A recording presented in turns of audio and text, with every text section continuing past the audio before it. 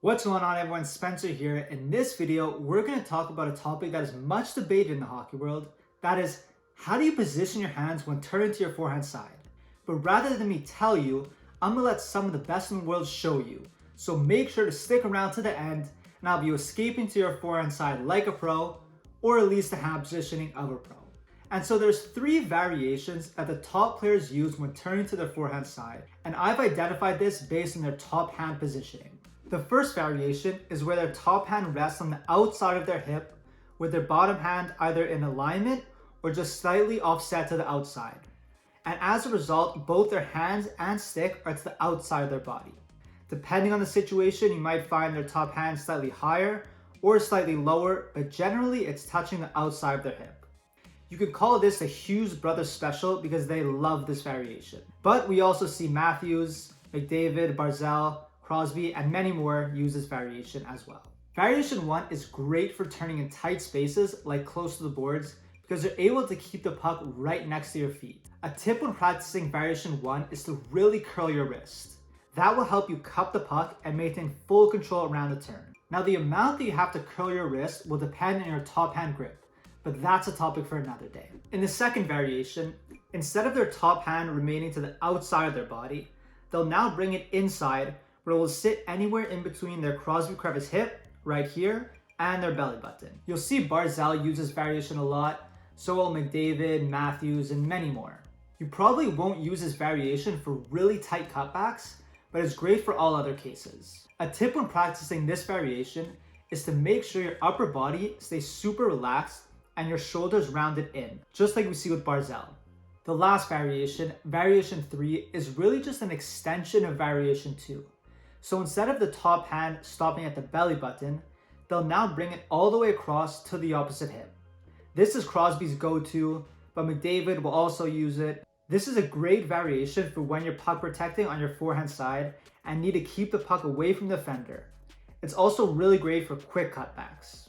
When practicing variation 3, you want to keep your shoulders really relaxed and rounded in, just like in variation 2. But in addition, you want to focus on bringing your top hand all the way across your waist to your opposite hip, keeping your forearm and hand tight to your body. And then from there, all you're going to do is slightly move your bottom hand to the middle.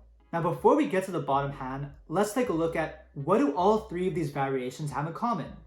So the main commonality is that the top hand and forearm stays really tight to the body. That is imperative.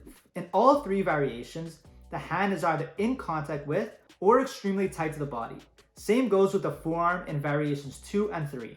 Now, although I distinguish between three distinct variations, in reality, it's more of a spectrum, starting from just outside your hip to your opposite hip, with these three variations as your general markers. So to this point, I mostly talked about the top hand. But what about the bottom hand? Well, when it comes to the bottom hand, just let it do what it needs to do to control the puck around the turn. It's that simple. Establish your top hand positioning and adjust your bottom hand according to the turn. Of course, this opens the can of worms, that is, should you cross your hands? Well, as you can see with McDavid in variation 2 and Crosby in variation 3, their hands are crossed. It's not an exaggerated cross, but it is a slight cross. Really, only in variation 1 will there be no real possibility of crossing your hands. But here's the important distinction to make if you're going to cross your hands. There's a difference between having your hands slightly crossed or overlapped like McDavid and having your hands tangled up. By that I mean, when most people think of crossing their hands, what happens is they punch their top hand forward away from their body and move their bottom hand all the way across, literally to the point where they're tangled up. And now when they exit the turn, they have to almost unravel to get back in the Crosby crevice or in a position to make a play, which is obviously not ideal and is coach's main concern when crossing the hands. Now, to avoid this, it's really simple. Just focus on your top hand positioning and keeping your hand and forearm tight to your body. That way, you won't have to worry about your top hand going forward and getting tangled up in the turn. And what's amazing about turning like this is you're always just one micro adjustment and you're back in the Crosby crevice ready to make a play. And this will even happen mid-turn. Check out this example from McDavid. He enters the turn in variation 3 with his hands noticeably crossed, but by the time he exits, they're uncrossed, back in line where he can make a play if need be. Same with Crosby here, enters, hands crossed, exit, uncrossed. But this could only happen if your top hand remains tight to your body. So those are the three most common hand positions that the best players use when turning to their forehand side.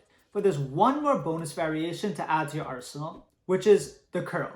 In this variation, as the name implies, you curl the puck in the direction you are going and turn into it.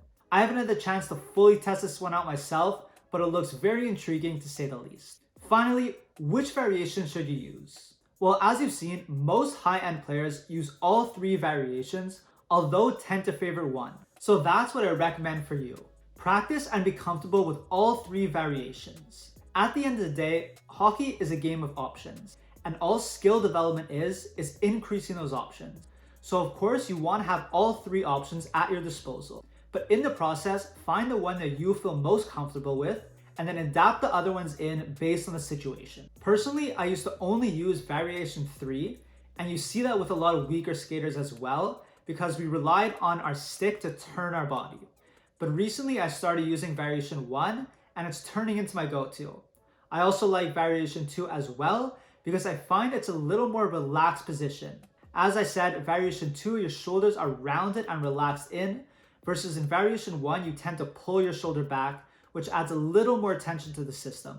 Of course, it's not life or death, but it is a noticeable difference. So that's going to conclude this video. If you found it helpful, please leave a like and consider subscribing. And of course, leave your thoughts in the comment section down below. And if you try these variations out, tag me on Instagram and I'll give you a shout out. Thank you all for watching, and I'll see you in the next one.